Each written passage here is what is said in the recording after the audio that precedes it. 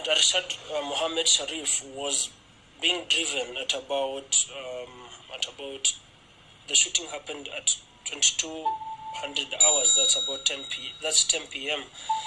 Kenyan time in an area called Magadi in Kajiado County, which neighbors Nairobi County. So far, we have been able to establish that where the police say that the driver of the vehicle was a brother. We have come since to realize that he didn't have a brother at the time, but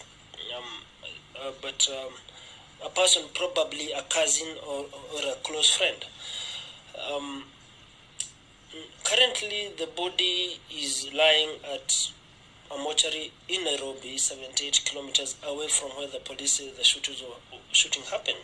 The nature of the shooting, according to the police report, is the journalist ارشد got to a section on the road where they found some barriers.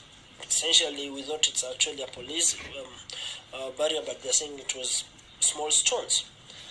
And they didn't stop, and they drove ahead. That's when the shooting happened. And this shooting, according to this report, is that there was a bullet on the left side of the windscreen,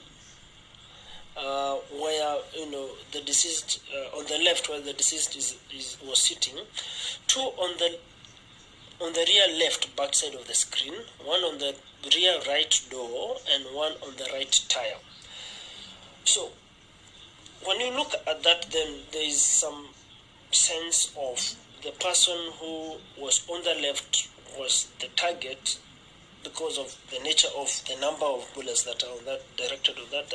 But without assumptions, then the gaps we are looking at is, even if you were to immobilize a vehicle, you don't really shoot at the occupants of the vehicle without any instigation of fire, because in Kenya there are laws of how the police are supposed to use their guns. That's the first question. The other question is,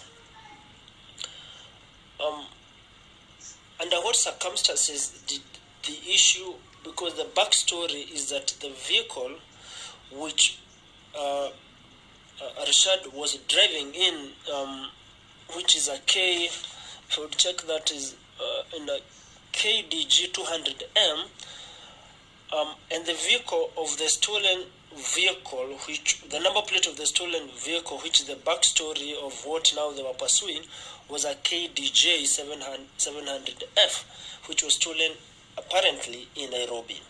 And that's where now the abduction story comes in, because the owner of the vehicle had left his son in the vehicle, and coming out of an electrical shop, then the vehicle and the son were nowhere to be seen. But by the time the shooting is happening, the son had been seen in another area called Kiserian.